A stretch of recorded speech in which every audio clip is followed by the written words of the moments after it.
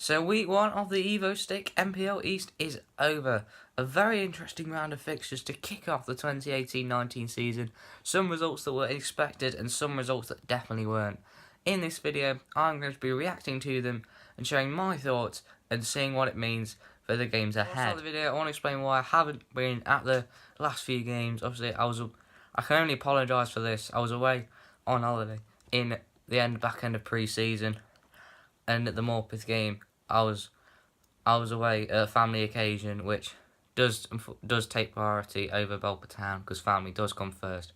So yeah, I can only apologise for that, but hopefully there'll be lots more vlogs for you in the future, right here on the Walton Town vlog. So let's delve right in, and the first result I want to talk about is AFC Mansfield 2, Pickering Town 1. This was a bit of a surprise result for me, as in my predictions video, I predicted AFC Mansfield to finish bottom and Pickering Town to finish in the playoffs.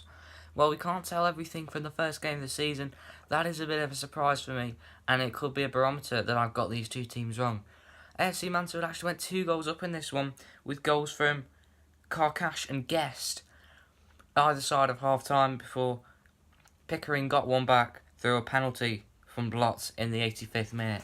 So yeah, very good result for AFC Mansfield, and Pickering Town have got a lot of work to do next week. They're at home against Pontefract, and they'll be really wanting to bounce back. So I'm going to talk about my team, Walton Town, and their 1-0 home victory over Morpeth Town. Very good result for Walton. They took the lead early on in the 9th minute through Nathan Curtis, and they were looking very good in the first half. However, second half, Morpeth came back.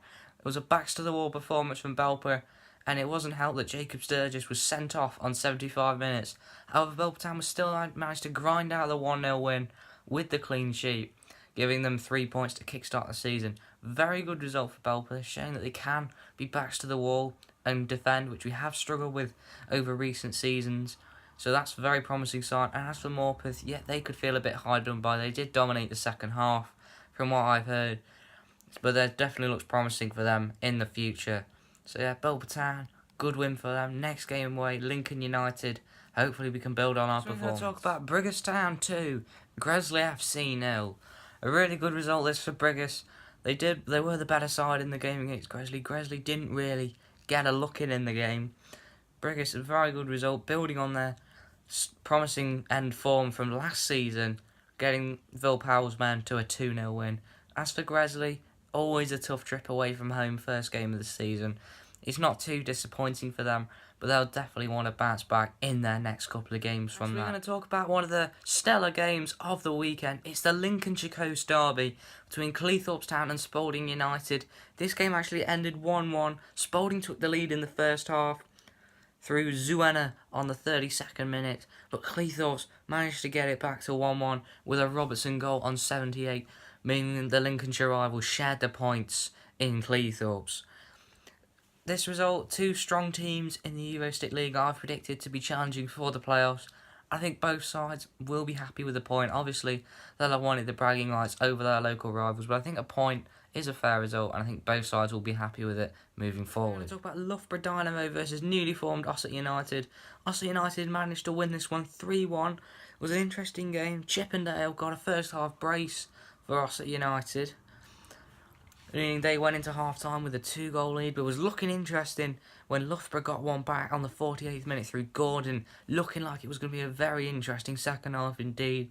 But Ossett United managed to win out 3-1, with Priestley sealing the win in the 90th minute, getting the 3 points for the Yorkshire club. Disappointing result for Loughborough, but it does back up my prediction. They'll be near the bottom of the table. Ossett United, no one really knows how they're going to do this season, so it's a good start for them, really promising away victory. They'll have some sterner tests to come though, but it's a really good start. We're going to talk about one of the biggest results. It's Markska United 4, Sheffield FC 0. A romping for Markska over Sheffield FC, the newly promoted side, whooping the regulars in the Evo-Stick League. Got the first goal on the 28th minute and went into half-time at 1-0, but 3 goals in the second half, including a brace from Owens and a goal from May in between. Got a 4-0 battering from Markska United. Really positive start for them, and a clean sheet to wrap it all up. They'll have some sterner tests over the few weeks, but it's a really good start for the newly promoted side, and will give them a lot of confidence they can compete at this level. As for Sheffield FC, it's a really Poor result for them. They'll need to get back to the drawing board after getting thumped by a newly promoted side. But I'm confident that they'll have the resources and the experience to be able to grind out some results in the future. Let's talk about another surprise result for me. It was Pontefract Collieries 3, Lincoln United 0. The new boys from Pontefract really put on a show to beat the experienced Lincoln United in the Evo-Stick League. Similar sort of thing to the Marks of Sheffield game, in that the newly promoted side battered some experienced Evo-Stick team. It was Hay got a brace for Markska either side of half time. He got the first inside 5 minutes to really give Pontefract a lift, and they sealed the deal with Smythe in the 81st minute. Similar to what I said for Markska, good result for Pontefract, who I predicted to be near the bottom, but it does show they can compete at this level. And as for Lincoln, they've got to get back to the drawing board. They're playing us at home on Wednesday night. The pressure's definitely going to be on them in front of their own fans to bounce back from that result, and hopefully Belper will be able to capitalise on that. And Lincoln, they really need to get back to the drawing board starting against Belper. Now I'm going to talk a game that would have been first on Match of the Day if Match of the Day did the Evo-Stick NPL East. It was Stockbridge Park Steels 2, Stanford AFC 4. An absolute thriller in Sheffield. Stockbridge actually took the lead in the first minute with Ruthin, which must have made them think their season was going to be a flyer.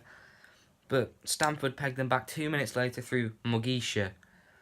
That was the end. That was the end of the first half at 1-0. But second half, Stanford flew into life, scoring 3 goals inside 20 minutes of the first half to go 4-1, and Stockbridge Park Steels managed to get a consolation on the 82nd minute through Moxham. Stockbridge, yeah, tough side, Stanford. So they can't be too disappointed. They probably just have to look at their defence to make sure they're not conceding as many goals. So they won't have a Stanford really good result away from home against a tough side. So that'll get their season off to a good confidence. The last two results of yesterday's games, and this one was a very good result for one team. It was Tadcaster Albion 0, Carlton Town 2. Carlton Town, they'll be very pleased with that. I said in the predictions video that they were good at Stoke Lane, but going away from Stoke Lane they often struggled. They've proved me wrong in this case.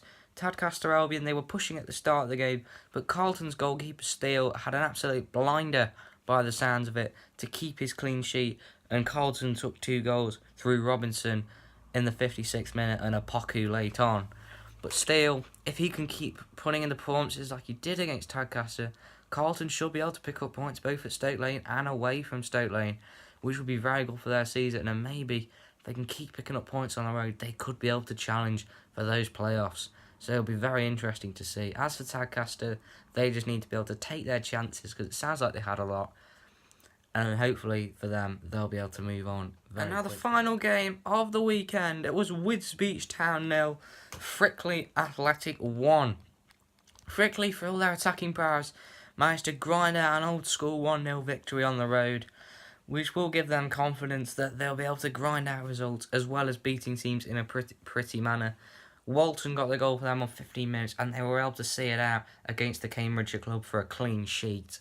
As for Wisbech, really tough first game of the season. I know I predicted Frickley to win the league, but lots of teams are predicting them to be good, definitely be in and around the top end of the table. So they'll have positives for them. They'll just want to be able to have a bit more of an attacking threat. And as for Frickley, really good results, showing they can do it the ugly way as well as the pretty way. So they'll be very pleased by that, and they'll be hoping that can kick their season on. Yeah, so there we go. Those were the results of the opening weekend in the Evo-Stick League.